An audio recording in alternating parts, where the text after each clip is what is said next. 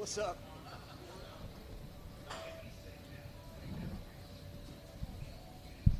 All right, good morning, everybody.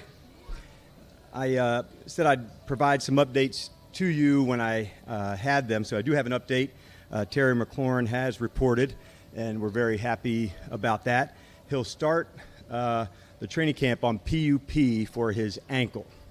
So on the business side, AP and the guys are still working hard with Terry and his rep on the business side of things. So while on PUP, just like we do with the other guys, he'll be working with the trainers, to get back as soon as he can. So same scenario like Sam Cosme onto the side, working there. So wanted to give you the update, and glad to open up with questions for you guys to get rolling. Well, first of all, how good for you is it that he's even here? It was great, and I'm really pumped that he's here, man. He's such an awesome competitor. We had a chance to spend some time together yesterday, so yeah, it was great to see him. What do you know about the ankle injury, the severity, and when he's okay, will he participate in practices? We don't know much today, John. I'll have some more follow-up, the medical side and them doing the assessments and see where he's at. So we'll put a better timeline together once, he kind of goes through, see where he feels at. And the one thing that we know, we have a really good process for this. Like we had said it last year, if you remember, like protecting the player is protect the team. And so we follow it, we believe in it, and we also know that it works. A return to play and what that looks like. Sometimes it's just a short time, sometimes it's longer. So once we get all the information, we'll put the whole plan in place for him, and we'll take it from there.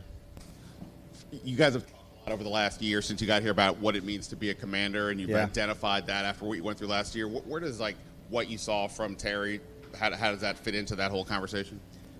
First word that comes to mind with him when I think of him is this is an awesome competitor. Like at his core, that's who he is, and that's what I think of. Like sometimes you think of somebody and a word comes into your mind or a thought, and that's what comes to mind with me. That's one of those traits. There's good, and then there's excellent at something, and that's what I think of with Terry. And you've gotten a chance to look at the receiver room the last few days without him, and Noah Brown's been limited. What have you kind of seen from that group, particularly Luke McCaffrey? Luke was one that I saw in the spring first, Ben, where I was seeing the year 1 to the year 2 jump, where you knew that was going to take place. You really did. So we've certainly been encouraged by him. It's been great, obviously, having Debo there. I've seen some things with Jalen. So different days, for instance, the last 3-day block was big in the red zone. And, some of the tight ends had some more, ops than receivers. This 3-day block, there's more mixed field things. So we'll just take it day by day. But I've been encouraged by what I've seen from the newer players, that weren't here before, and some who are in the development part still. Good morning. You talked before about culture and environment. The environment these next 3 days is going to shift dramatically. Fans are here. Pads are coming on. What do you want to see from the next 3 days?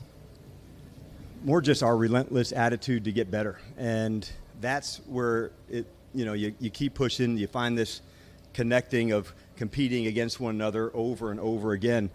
As it goes, there's more plays. So the first day, this amount of plays, second, a little bit more, third, a little bit more. So the playbook expands, and you want to see who can stay locked, who can stay in it. There's going to be some mistakes, no doubt about it. But you do want to see who can handle the amount of the install as it goes. So, yeah, it'll be a fun 3-day block, one of them that will include padded, and that's a different evaluation for the big guys. And speaking of that, Brandon Coleman has been pretty candid about his move inside and how that's going. You've also talked about that. Do you have a bar set that you want to see him clear on that padded day, or you're just going to take what you get and go on from there? Yeah, we're not looking anywhere past just that day, and but yeah, nothing to add. I think just like anything, man, more reps, more time, more experience, different looks, and that's our job to get ready for the season and all these different environments and camps and looks and pass rush stunts and blitzes. All of that contributes to the readiness. Hey, good morning, Good morning. Coach. What have you seen so far in the tight end group? It's a deep group. This, I would say, is one of the fiercest battles we'll see because there's a lot of unique things, from split out wide pass catchers to inline blocking, but it's definitely coming in one of the stronger groups. So you're on the right topic for sure. every once in a while there's a group that's like, man, every single one, you want to see more. And then the next player, you see some things. I saw a great catch from Tyree the other day, that was on an out route. So I felt all of the 6-7. I saw a good block, there's just different matchups that I've seen. So I'm excited to see that play out, in the month ahead. Another group I want to ask about is the cornerbacks. What have you seen in that group so far as well? Right. We love to see, progress already from Trey. It's only, 3 practices. Today's number 4, but John Jones, being a factor into that. So adding different guys, Noah inside, outside. We really love the competition. What I've been impressed by, the inside players, their ability to communicate. They have to set it. A call happens and things have to happen quickly. So we're making progress, and we've got some excellent guys to go against to help get them ready. Hi, Coach. Good morning. Speaking about getting better, how have you seen the defensive front, those guys, get better over this short span? Yeah, and it's a lot of it, some of adding the new guys. Let's face it, the NFL, it's a line of scrimmage league, and you've got to be rock solid in both sides of the line of scrimmage. So I love seeing, Brandon and J.K. battling for it. Those two just keep rising, keep pushing each other, and their best also brings out your best. And that's what I'm seeing so far. And I just want to, almost have blinders on, man. All there is today, and let's go have fun doing it. And speaking of competition, you preach on that. What about the running back room? What are you seeing there? Yeah, it's almost like the tight ends. I almost brought that up when we were talking about the tight ends, the different skill sets, the different ways to look. The preseason games help a lot at that position because of you don't tackle live in practice. So did he tackle him? Did that happen? I can remember Cliff and I met years ago at a college awards banquet, and he had coached Manziel as a freshman quarterback, and they kept blowing the whistle dead in practice. He was sacked, and Manziel had told Cliff, I'm not sacked, and sure enough, he was not. So I can remember the live work for somebody who can break tackles. That's a big deal. And so what are we looking for now at running back?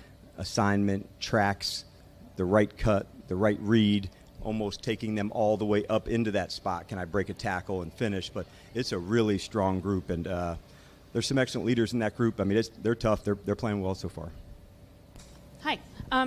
During Terry's absence, what was your communication with him like, and were you aware of the ankle injury prior to today?